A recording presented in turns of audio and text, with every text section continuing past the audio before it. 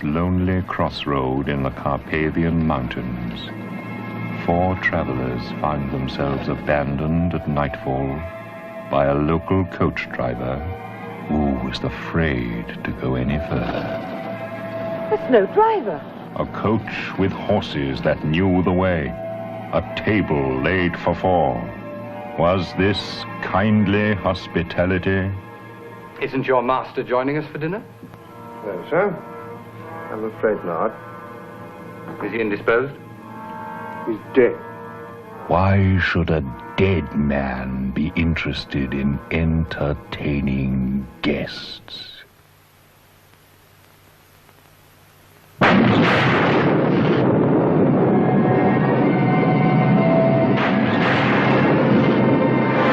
Dracula, Prince of Darkness, King of the Vampires. For 10 years, his mortal remains were cherished by his faithful servant, awaiting the opportunity and a victim to provide the life force for the reincarnation of Dracula.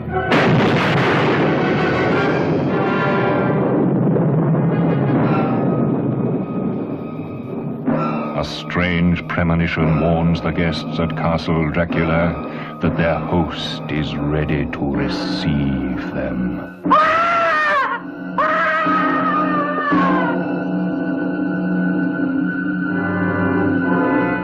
I must kill him.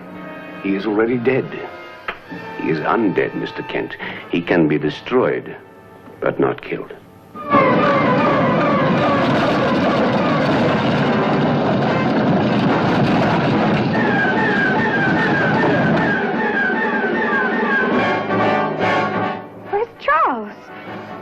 You don't need Charles.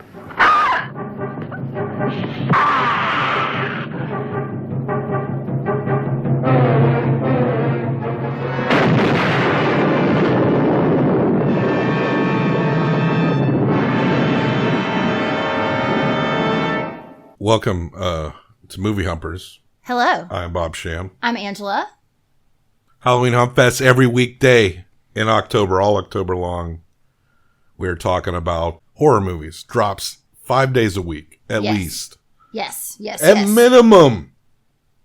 And every Monday, we're hitting up the Hammer Dracula series, at least the first 5. I regret to inform you, though, that Peter Cushing as Van Helsing does not return until Dracula AD, which we will not be able to get to. It'll be the movie... Yeah, he doesn't return until you told me just he came before. in the next one. I was incorrect, and I apologize. But you wanted to say something about your background and how great it is. No, I was going to say, something really scary? The lack of cool background behind me.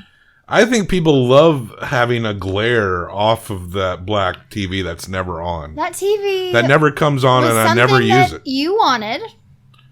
Yeah, it didn't work out. It didn't work out. It's an old television. There's some functionality issues. We didn't want to buy a new television. I'm going to take it down, guys, I promise. But listen, we pre-recorded some stuff. So, it's going to get cool. But then from day to day, it might not be cool. And then it'll be cool again. So it'll be like a surprise every time. I think I do like my background. And there's room to actually add more into my background, which I like. There is room to add more. But you also are covering up your... Simpsons figure. It's okay. That's a fluctuating shelf. Things will be up and down. Can people even see that far into the background? I don't know. I wonder if they can zoom in. See Uncle Baby Billy? Yeah, people that have commented on Uncle Baby Billy. He is going to watch over us. He's our spiritual advisor. And what better one could you have? But yeah, I'm going to zoom in right now. It's going to zoom in. I'm going to see if you can see... the stack of the titles that are on that stack. Little preview. Yeah, perhaps. Oh, and I had a Thanksgiving theme. We're kind of meandering here. Yes. But you're going to change your background. I am. To something cooler. Yeah. Can't wait to see whatever that is. Yeah. That's your wall. Okay. So you can take down or put up anything you got. We got our American movie decoration. That's the only thing I would really recommend stay. Well, I chose to hang that there, so it's not going. Yeah. So, but... And also, you can't see it probably, but there is also a signed by Mark Borchardt. Was that his name? Yeah, but it's signed by him. Yeah, because we got a T-shirt. We donated to Coven 2. Well, one of our friends did in your name. Yes, on our behalf. Which is very Stuart. sweet. Thank you, Stuart. But I had a partial theme for next month. There's going to be a double theme month next month. Okay. For November, it was going to be comfort food, meaning movies that from our past that we like, that, really kind of defined us, maybe growing up or together or whatever. Yeah. And like each of us will have a couple of picks of our past movies that we love. But I was also going to be doing one in which Peter Bogdanovich movies starring Sybil Shepherd. There is 4 or 5 of them.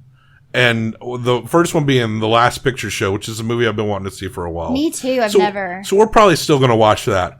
But the other one's Daisy Miller, Long Live Love, which is a deep cut musical with her and Burt Reynolds in it. Oh, wow. And a sequel to The Last Picture Show called Texasville.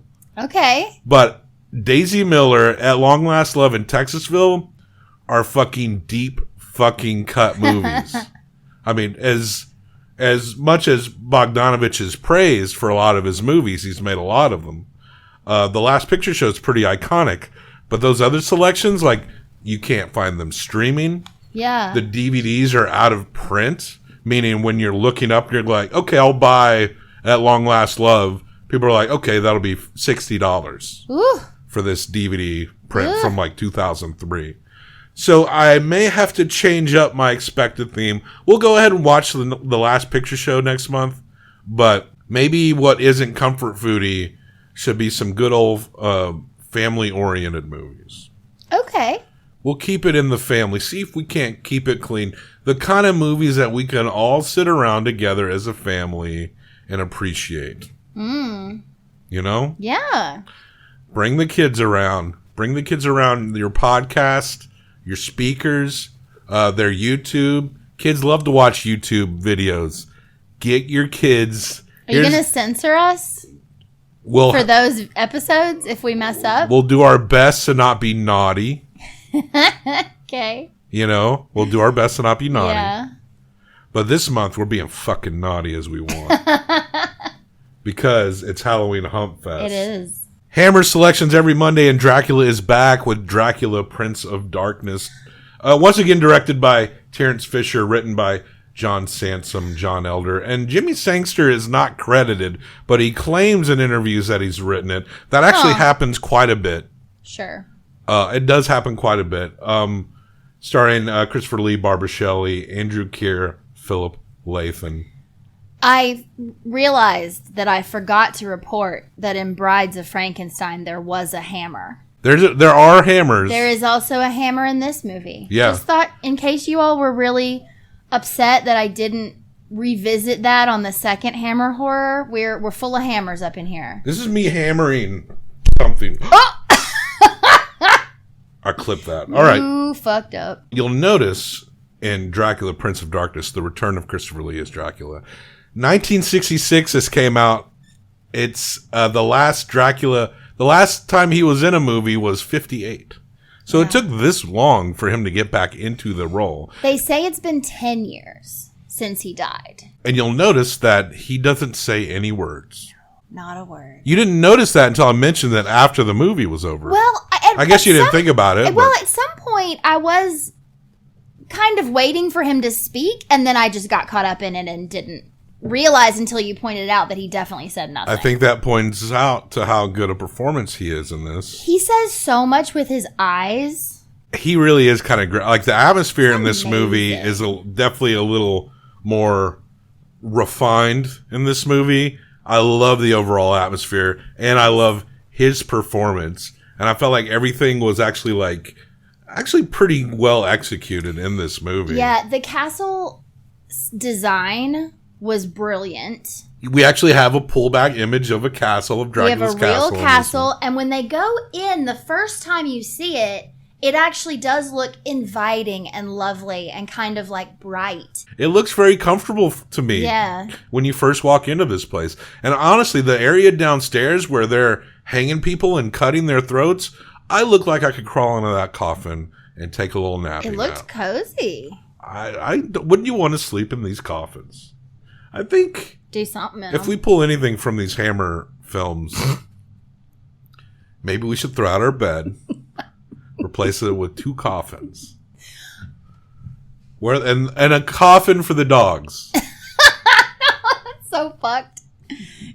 Coffins for the dogs. Now, there's some open debate as to why Christopher Lee is not talking. Okay, hit me. And there's interviews with him himself where he explains it. People all over the world who've seen that film have asked me why I didn't speak in it. I didn't say a word throughout the entire film.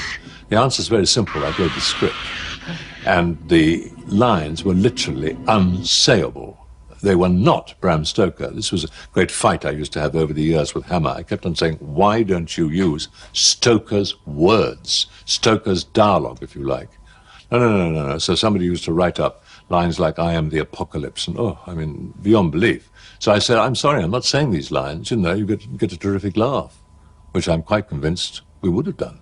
He's the one that's right, so. Well, you think so? Okay, hit me. You never know. We don't know these people. I think you want Christopher Lee to be right because you like his work. Jimmy Sangster, again, who isn't credited with writing this, but kind of takes... Wonder why. Maybe he wrote the bad dialogue. Well, he takes credit for it in this book, Inside Hammer, where he writes about his experience at Hammer Studios, where he said that he didn't write any dialogue for Dracula in this movie because vampires don't speak, which I don't think is... That's not a thing. That is not a rule. It's never been a thing. Right now you're like, this Jimmy Sangster's full of shit. Yeah. But there is a shooting script available, but again, it may not be the original script. A shooting script that shows no dialogue for Dracula. Yeah. There have been other interviews where Christopher Lee has stated that it was a producer's choice that we all decided that Dracula wouldn't speak. That sounds more like a diplomatic response to this. Here's the deal. Scripts go through so many revisions before they're done. Someone could have taken a pass at it where they threw in 5 or 6 lines for him that were terrible, and he went to a producer and said, I don't want to say this, it's dumb, and the producer went, yeah, let's make him not talk. Like, that's probably more like what happened. And, honestly. We're not in the biz. We just talk about it. But usually the producer is going to be approving of something before it gets to the actor, right? Yeah, and I've just heard different people who are in the biz talking about how, things change so much. Like certain people who write a script, by the time it's filmed, it's not even their movie anymore. So Christopher Lee's most diplomatic response is that it was all a collective decision between him and the producers. And I'm wondering if there's any other script copies, because I'm so curious did Jimmy Sangster write dialogue? Because I know you want to accept Christopher Lee, when you hear him in some of the research that I've done, looking back at some of his depictions of Dracula, he always felt like it should have been more hardcore into the Bram Stoker way of things. Mm-hmm. But I feel like, for me, that the combination of what he brings into it and the Hammer production kind of does provide what makes it feel different and what makes it unique. Yeah. Maybe he's right. It would have been like something more of a masterpiece, but it is still something that I kind of enjoy sitting through. Absolutely. But also Christopher Lee is kind of, when he's referencing his time as playing Dracula, he does wax poetically on the character himself and what he appreciates about the character. But he also has some grumbling misgivings about his time in dealing with production and Hammer Studios. You get the vibe that he felt like he never really got to do what he really got to do. But at the same time, it feels like he does so much for this character and what you're seeing in this movie. Never satisfied. And maybe that's what makes him an artist. That's what I was actually going to say. So, yeah. If you think you nailed it, then you have nowhere to go. You have anything to learn. If it couldn't be better than it was, no one's perfect. Nothing's perfect. So we got some English tourists. They're going to climb, right? You said they were climbers? They said they were going to Carlsbad. As you do. To climb. In the Carpathian Mountains. They were going to go climbing. And listen, we never get to the climbing, and I really wanted to see what their climbing gear and clothes looked like. Certainly, these people were froofy. It's funny had because money. It's funny because they're in that village, and of course we have villagers that don't want to acknowledge anything weird going on. Right. There isn't established that since Dracula has died that people have stepped up in a cult-like way. You said last movie should have been called Cult of Dracula. Yes, I still think that. And I think the movie, as it's carrying the story forward, kind of lends itself to what you think it should have been in the last movie. Because, yeah, people are stepping up into the role. People are, like, horned up for Dracula, even though he's been dead for 10 years. They like they like his style, his flair. There is this weird thing, though, because it seems like, it's been 10 years, and yes, these people have stepped up, but something seems to have been lost along the way, because it opens on these villagers who are pretending like the castle doesn't even exist, ignoring the whole fact, but they're ready to, like, burn a young dead girl because they think she might be a vampire. She didn't have anything on her neck. Yeah. Like, this, what is Sandor the monk. Sandor the monk. The Burley I kept calling him Moses. The Burley Woods monk. Yeah, the Burley Woods monk comes up and he's like, y'all are idiots. Yeah. You're being superstitious and stupid. And so he basically is like, you're not going to burn this girl today. You're going to go bury her at the church. Because you can look at her really quickly and see that she wasn't bitten by a vampire. You just think any young girl needs to be burned in case. Your hair is very full and free. I feel like your hair is what the women's hair would be after they turn into vampires in this movie, right? Yeah. Yeah. Like they have it done up and then after they turn into vampires, it's all down and loose like that. It was really funny that, they're immediately pegged as tourists, even though everyone has the same accent. Yeah, but the monk immediately, like, he enters the inn and he goes straight to them and starts chatting them up and warns them immediately, do not go to that castle. And they're like, there's no castle. There's not a castle on the map. Yeah, it's not on the map. And he's like, yeah, well. Just because it's on the map. Because everyone's doesn't mean it's not real. Did you buy that map local? A guy who's driving them, their coachman. Apparently they break down and are 4 hours late and it's going to get dark and he dumps them on the road. Yeah. But then a carriage comes up with no one in it. An empty carriage, just horses. And it knows where to go. Yeah, they get on and they're like, oh, we're going to go to Carlsbad. And these horses are like, nuh-uh, you're coming to my house. And then they decide, everyone's like, fine, we'll go to the castle the big wooded monk did. And I think told us not to go into. It's interesting because there's like the older couple and the younger couple, and the men are brothers, and the younger man is kind of like more game for a laugh, right? And so is his wife. Like, they're a little more fun. They're a little more like, oh, this could be an adventure. The older man seems really put out, and his wife seems really stuck up. Helen understands foreshadowing. But so Helen is a stuck up woman who complains a lot. Who is correct. But she's also correct. And it's one of those difficult things where it's almost like a Helen cried wolf situation because she complains about everything. So no one's really listening to her. I just felt bad for Helen. I did too. She truly was like, something is wrong. At one point, her husband is like, everything will be fine in the morning. And she goes, there won't be a morning for us. She understands. I love Helen. And she still couldn't just be like, I don't know, I just would have left. I would have started walking. I guess. I mean, I guess some things could get you in the night, but. The idea of time and how far away, like, there's like a shack they almost stayed in. The way that they talk the next day, it's like that shack is like a 2-hour walk away. Mm-hmm. So maybe she didn't want to go out alone in the dark. Yeah, I guess I get it. Especially if you're scared. I get it. Who knows? She knows something's wrong, but she's hopeful. And what is she going to do? She wants to stay with her husband. The rooms are nice. Well, so, and this is something interesting. It's weird how there are things about this movie that are not consistent with the first one, even though it was Christopher Lee. And they do show the end of the beginning. Yeah. Or the end of the last movie at the beginning of this one of how he died. Yeah. Van Helsing killing him.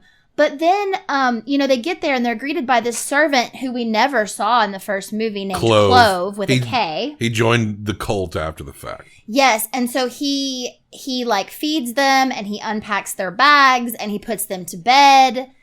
And then he goes and gets Dracula's room ready. Yeah. And he's got his ashes, which looks like when I was in school, in elementary school, if you threw up on the floor, they would dump sawdust on it to soak up the vomit juice. Yeah. That's what Dracula's ashes look like. Yeah, it's because it's bone chunks. So he pours it all out and sets it all up. So they hear a noise. Yeah. And it wakes up Helen. And Helen actually says, "You said my name." And that's what it is. She starts up out of sleep and says, "What's wrong? You said my name." And he's like, "I didn't say your name." And she's like, "Something or someone said my name." And then they hear a noise. And so she's like, "What is that?" And he's like, "Okay, I'll go check." She wants to come with him. And he's like, "No, stay here. Lock the door behind me. I'll go check." He sees Klove taking a chest into a room and he follows him. And so basically he follows and then he's in there and he sees the Dracula set up his and then coffin Klove with the comes name up on it. behind him and bangs him on the head. Well, stabs him. Oh, stabs him. That's right. He stabs him. Then he hangs him by his feet and cuts his This throat. was brilliant because it took forever. He put a noose around his feet and then he slowly cranked this thing to bring him up. It was very cool. I liked Klove a lot as well. But yeah, then he gets him up there and he slices him with this knife. And it's got this bright red blood that you see just, pour in its own shot. Just pouring. Yeah. And then it starts foaming and growing. And you see a body form gradually in the way. The way they do their little practical effects, I think it's a lot of fun. I did want him to need more than one body. I wanted a little bit of a Hellraiser situation where you have to keep slurping up where some he's bodies. kind of there but not really all the way better, so then he's got to go kill someone else and give him more blood, or he's really creepy coming to get Helen. You can maybe attribute that to him not talking, maybe he's just feels incomplete, he's just resurrected. But also Christopher Lee comes back, right? And he looks sad as fuck. He comes out, he looks genuinely depressed to be returned. Yeah. And then through this ritual, and he looks like a broken man who is completely driven to survival, but you get this sense that he doesn't want to do what he's doing. Mm-hmm. And it's more so a factor here. In the original Dracula, it was all about the sensuality. Maybe he was just driven by the lust of his hunger. But in this one, it's he looks completely depressed to have to suddenly be right back into this and do it. And it's not going to stop him from doing what he's got to do to be Dracula. It gives the sensation that it's more of a curse to be him. And that maybe he's not that bad at his core, but he's just driven by what you think of people in your life that have been addicted to things, or if you've had an addiction, and there's a part of them that always is the person that you've always loved about them. But to feed an addiction, there's also a part of them that is lizard brained, that'll make you steal from your own grandma or do whatever it takes to get your next feed. Absolutely. There's also, you talking about him being lonely, that's what struck me the most. And then if you think back, especially on Christopher Lee, he always is trying to have one woman. He wants a partner. He can't find one that's not just a blood-hungry nympho. And he's extremely protective. He doesn't want his girls turning each other. No, he wants control. And he only seems to turn men out of necessity, like in the first one. Well, no, he didn't turn the first man. The woman turned the man. Yeah. So he doesn't turn guys from what we've seen. The brides of Dracula was that fucking Baron, trying to get a harem of ladies. That wasn't Christopher Lee. It's just interesting to me. It's he is trying to find someone to be with him. And so Klove goes and talks to Helen. Is hey, your man's downstairs. Oh yeah, you better go. Why don't you come say what's up? This is a trick that works twice. And so she goes down there, and sure enough, Christopher Lee is there looking sad, like a sad fuckboy, and there goes Helen.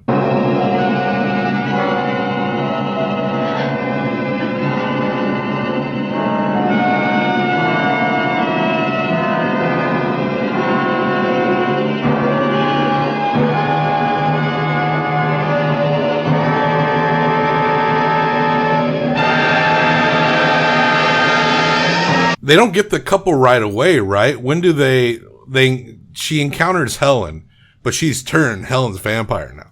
Yeah, so it's the next morning and she can't find Helen or her husband's brother. And they leave and they go to that shack.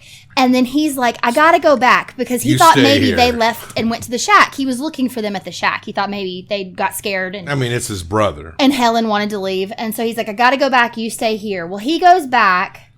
And then Klove shows up in the carriage and says, hey, lady, your husband sent me to get you. Yeah. Get in the carriage. Let's go back to the castle. Again, it works again. So that's when she goes in and Helen is there and Helen looks gorgeous. Mm-hmm. Helen's had, what did you say, her vampire glow up. Yeah, vampire glow up. Hair's down, flowy dress. Something wrong, isn't there? Where's Alan? Nothing's wrong. Come, sister.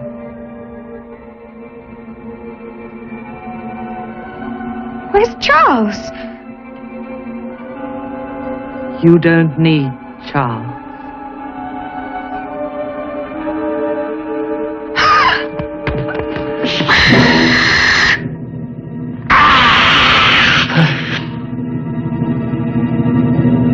Dracula's like, no, that's when he gets really possessive. He's very controlling of who is turning what. And he like throws Helen. Yeah. And again, he's never looking happy. Mm-hmm. I think there's one point where he just slowly goes into a smile. But it's more of a, I'm going to show you my teeth smile. It's like. Yeah. So then the husband, then they realize the necklace that Helen's wearing, a cross necklace, Diana's wearing a cross necklace, and it burns Helen. Yeah. And so then her husband, like, makes a cross with some swords. Takes him a minute. They escape. Klove throws 2 coffins in the back of a carriage, and he makes his way towards town as well. And everyone ends up at the monastery. And Sandor is basically like, I fucking told you not to do that. They have this plan that as soon as Diana's good enough to go back to England, they're going to send her away and then they're going to go kill Dracula.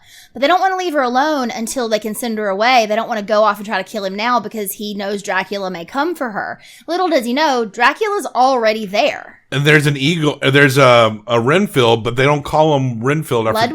Ludwig, yeah. Yeah, Ludwig. So, yeah, and we see him eat a fly and it's real cute. And yeah, because it's a cult of Dracula, so there are people that want to serve him. And yeah, so we get a soft Renfield here, who is an eccentric weirdo who works on books and stuff, but they cage him in his room at night because he's unpredictable. Mm-hmm. So he chisels out the bars on his windows so he can escape through. It's just this guy that they imprison every night. Yeah, but he's gone so that he can invite Dracula into the monastery. Yeah. And he's gone to Dracula. Do they end up turning Diane?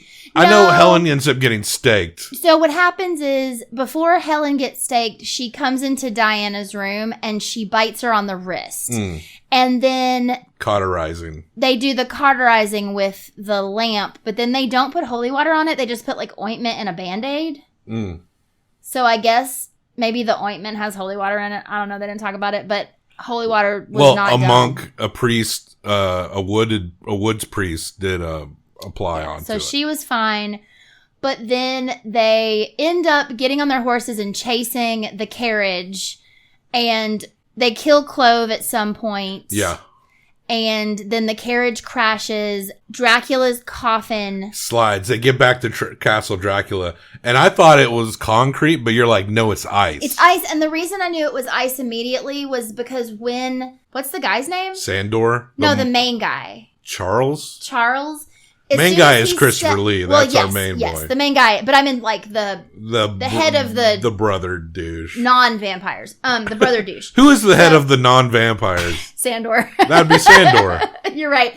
I don't know. The guy that's Diana's husband. So as soon as he walks out onto the ice, he's slippy. He's like slippy around. Yeah. And that's why I knew it was ice. Getting dark and Sandor's like, you've run out of time. And Dracula like slams the lid open on his coffin, and then they fight, and then Sandor's shooting the ice. And at first I'm like, wow, he's really breaking up that concrete, but like it's ice. And so then he realizes it's fucking the shit up.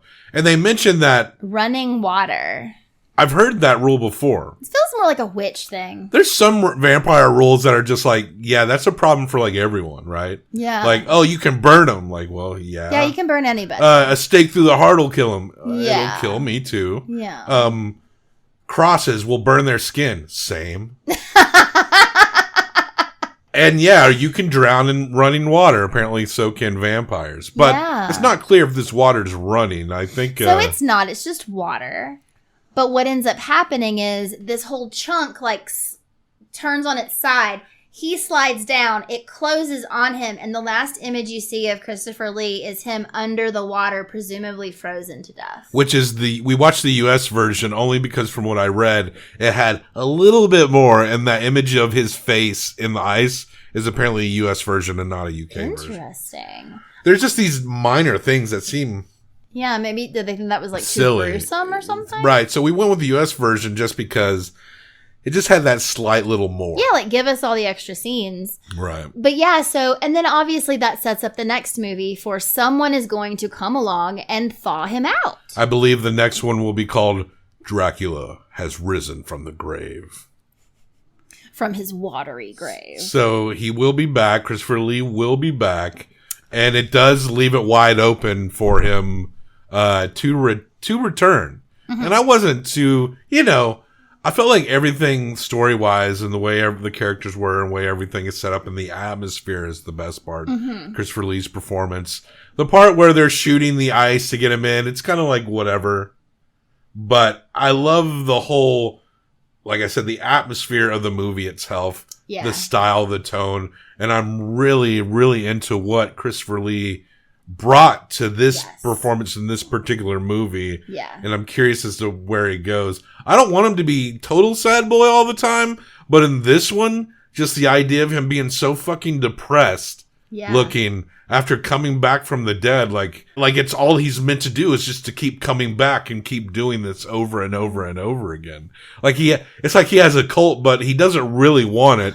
Well, but he'll still take it. You know what we've heard multiple times in these movies is that if the vampire is killed, it releases their original soul. Mm. The evil is what you're killing. Yeah. So and there's presumably in all of these movies an afterlife, right? That you're not going to until you're released from this evil. Yeah. And so was he in some afterlife, like, doing just fine and then got pulled back? Like, they don't talk about that kind of stuff. Yeah, yeah. But, like, was he, was it that thing of, like, no, I didn't need to be here He was anymore. content, but now he's here, driven with that hunger that he's going to take. And the control that is an extension of, like, the things his desire for the control, indicative of the control he doesn't have. Because the only way that Dracula is also not released when he's killed is if he was never a person. Mm-hmm. You know? Yeah. If he was ever a person, then the same rules should apply. So yeah, I actually really like this one. I want, in the next one, my dream is that, so we saw sexy Dracula, we saw sad boy Dracula. Now I want, like, genuinely in love Dracula. Yeah, yeah. I want, like, romantic Dracula. Get back into the sensuality, the romance. Yeah, but not so much like I'm gonna fuck you. Like, I want to love you. I want you to, like, be my lady for eternity. Let me love you. Yeah, I don't want to. All these girls. I believe Justin Bieber said that to Selena Gomez in a song, which I'm just throwing that out there to let y'all know. I know what the kids are talking about, right? Yeah. I saw a video today where she sang a song about. I had to let you go to love myself, and he, like, looks distraught, and his wife is comforting him in the audience. Oh yeah, it was terrible. Boy, the lives of the rich and famous. Huh? I guess we're not immune to a little bit of gossip here and there. It comes in between my pimple popping videos occasionally. We retain it, I guess. A little. Some of it we do retain. So we're going to rate this. We're going to give it 1 through 5 combined for best out of 10. In terms of, like, a full package, love the Christopher Lee performance here. This is my favorite one so far. Oh, that's hard for me because I really loved the first one. Yeah, it's really good, I thought the first one was really good. This one felt much more dramatic, much more almost like grand. The first one felt more like a play. If you struggle with depression, like many do, you might be able to connect with this one a little bit. Yeah, for sure. With Dracula a little bit. Maybe. Yeah. Highly recommend. It was definitely darker. It was definitely heavier. It was definitely more beautiful. And I feel like you mentioned that, like we did a episode on Renfield. Yeah. That vampire movie that came out earlier this year. You were talking about how at certain angles, Nick Cage kind of looks like Christopher Lee. Yeah. Or his performance. I mean, Christopher Lee kind of refined the idea of what a Dracula look is. Yeah. And as we go into this, in my mind, you know, probably prior to doing this, in my mind, the core image of Dracula probably was Bela Lugosi, but I feel like it's turning more and more into Christopher or Lee. Not Christopher Lee. You did that again. Reeves. Sexy Christopher Reeves. That's going to be my Halloween costume. Sexy Christopher Reeves. But yeah, like Christopher Lee does feel like a good default in your brain Dracula for sure. What's your rating? You know what? I'm going to fucking give it a 4. For pure performance, for pure Dracula performance, I think it gets me up to a 4 as well. Yeah. I think there is something kind of special about this one. If they tried to shove someone else beside Christopher Lee in, it would not be. No, it would not be. He made this movie. He did, and his approach and his idea behind the character and what his personal decisions. You kind of want it to be true that he threw out all the dialogue himself because you want him as an artist to just because that seems believable because his control over the character represents how much he does appreciate the character, which is what makes it seem believable that he would be like he said he complained that like about a line that said lines like "I am the apocalypse" and beyond belief. I am the apocalypse sounds pretty cool, but it doesn't really go with the idea of what he thought Dracula was, like this tragic figure. Exactly. It doesn't fit. This Dracula, he's not going to declare himself the apocalypse. He's going to wish for the apocalypse to come free him from this turmoil. Yeah. Also, he looms so large. We don't see him for the first 30 minutes of this movie. That's an 8. So I believe this is our first A-tier Hammer film. Is Dracula Prince of Darkness, not to be confused with our review of Prince of Darkness last Friday. This is different, just a happy coincidence. And there it is, Dracula Prince of Darkness, between Manhunter and Inside Llewyn Davis. Okay. Our highest Hammer film so far. But even like the B or C tier ones, there is something we kind of get out of that too. Yeah. I think there's just something about like this level of camp is kind of the camp I like. There's some people can take a lot of deep horror camp from, I don't really like I seem to like the classic camp a little more than the modern camp. Yeah. I guess is what I'm saying. I get that. I don't know. Watching these, like, even if some things seem corny, watching these British stage actors just really overchew their moments, it does have an appeal to me. Well, they were trying, I think the difference is they were genuinely trying to make something good that ended up being camp. Now people are trying to make something like what happened back then. They're trying to be camp. I think that is the difference. And also I think in a lot of modern horror that I have a problem with is that you gotta this is kind of the Rob Zombification. The Rob Zombie aspect of it. It's that I know he loves that shit more than anything. But sometimes if you want to make something a refreshing horror, then maybe you shouldn't be like some mental horror lifer because what you're going to do is just going to come off a little I know a lot of people like his movies. I have serious problems with them personally. Agree. But it is the guy who's really good at doing a haunted house and is obsessed with Halloween actually might not be the person you're going to want to make a horror movie that resonates in a way. Yeah. Because they're only going to resonate it in the method of that they've known and recycled into their interest the whole time. Yeah. It actually seems like it might be harder for them to make a resonating horror film that I would enjoy. Yes. Than it would be for someone who's just kind of coming from a different angle of it all, you know? Yeah. Anyway, check our show notes and links and other places to find us. Let us know what you think about our Hammer Horror Dracula journey. Do you appreciate Christopher Lee's performance in here like we did? It really did resonate very well with me. And it is so interesting that he never said a word. He just like was like, at one point. Like and subscribe. Comment anything you want.